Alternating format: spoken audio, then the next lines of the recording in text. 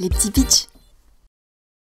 Salut à tous et bienvenue dans les petits pitchs. Aujourd'hui on se retrouve pour parler de la guilde des expéditions marchandes. C'est un flip and cube, ça se joue de 1 à 4 joueurs, une partie dure environ 40 minutes et c'est pour les 10 ans et plus. Le contexte. Nous sommes au royaume de Tigomé, un vaste domaine avec une multitude de paysages et de petites villes où tout le monde y vit en harmonie. Ainsi s'écoule la vie dans la comté. La vérité c'est que leurs cartes ne sont pas à jour. Aucune de leurs grandes villes ne communique entre elles, il y a des villages qui sont construits, personne n'est au courant. C'est pas vrai. C'est la honte. La reine décide enfin de sortir la tête de son cul et fait appel à la guilde des expéditions marchandes pour cartographier Tigomé en long, en large et en travers. Je suis la carte, je suis la carte, je suis la... Le but du jeu, amasser le plus de pièces en explorant votre map. Vous allez découvrir de nouveaux villages, créer des routes commerciales, fouiller des ruines et visiter des tours d'observation. Tout ça pendant 4 âges. Ah bah oui, désolé, avant Google Maps, ça prenait un peu de temps de faire les choses. Comment on joue et comment on devient plein aux as, surtout. Moi, c'est ça qui m'intéresse. À chaque tour, vous allez piocher une carte exploration pour tous les joueurs et placer des cubes sur les cases correspondantes de votre map. Donc tout se passe en simultané. C'est donc ce qu'on appelle le flip and cube. Sur ces cartes, on retrouve les 4 types de terrains présents sur vos maps. Vos cubes, c'est votre chemin d'exploration. Donc vous partez tous de la capitale, puis ils devront être adjacents à un cube déjà posé. C'est logique, hein, vous faites un petit chemin. La téléportation, c'est non. Un groupe de cases du même type de terrain constitue une région. Lorsque vous explorez toutes les cases d'une région,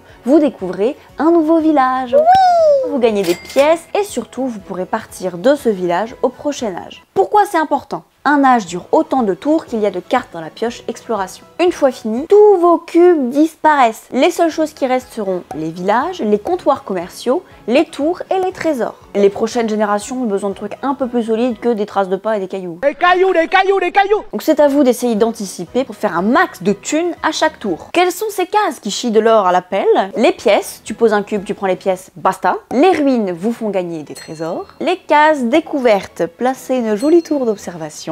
Plus vous en avez, plus elles vous rapportent dessous. Et enfin, on va parler des villes. Lorsque vous reliez 2 cases-villes par une chaîne ininterrompue de cubes, vous créez une route commerciale. Nous on a du jambon, nous on a du pain, bam, faisons des sandwichs. Et surtout, ça rapporte des pépettes. Une de ces 2 villes devient ensuite un comptoir commercial. C'est condamné, vous ne pourrez plus l'utiliser. Nous on fait les sandwichs de midi à 15h, c'est tout. Très vite, vous allez amasser un bon pactole. Vous allez me dire, super ton jeu, mais si tout le monde fait la même chose, moi j'ai qu'à copier sur le voisin et c'est facile. Alors non, ne faites pas ça, c'est nul. Vous allez développer au fil des âges des spécialités. Il y en a qui vont être balèzes dans la mer, d'autres qui seront chauds en montagne, chacun son style. Mais c'est là que va se différencier votre jeu. Et vous en aurez une nouvelle à chaque manche. Donc plus on avance, plus vos tours seront productifs. Bah bien sûr. Il y a également 3 objectifs communs qui vous feront gagner des sous. Les plus rapides en gagneront plus, évidemment. La partie s'achève à la fin de l'âge 4. Le joueur avec le plus d'argent l'emporte. Voilà, super. En termes de ressenti de jeu, c'est un jeu qui vous prend par la main. Tout est écrit sur les cartes et le scoring est rappelé sur vos maps. 8 maps recto verso avec chacune leur spécificité et une trentaine de spécialités différentes. Donc rejouabilité au top. L'interaction, elle se passe sur les objectifs, mais la tension,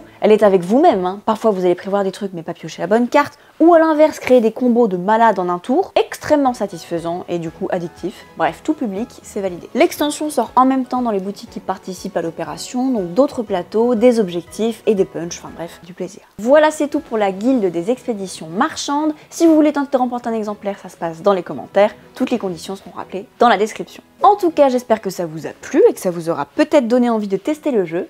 Si vous voulez voir encore plus de vidéos sur les jeux de société, n'hésitez pas à vous abonner à la chaîne d'Origames et on se retrouve lundi prochain, 18 h, pour un nouveau petit pitch. Ciao! Je la mets là, la boîte, d'habitude? Je la mets où? Oh, je sais pas.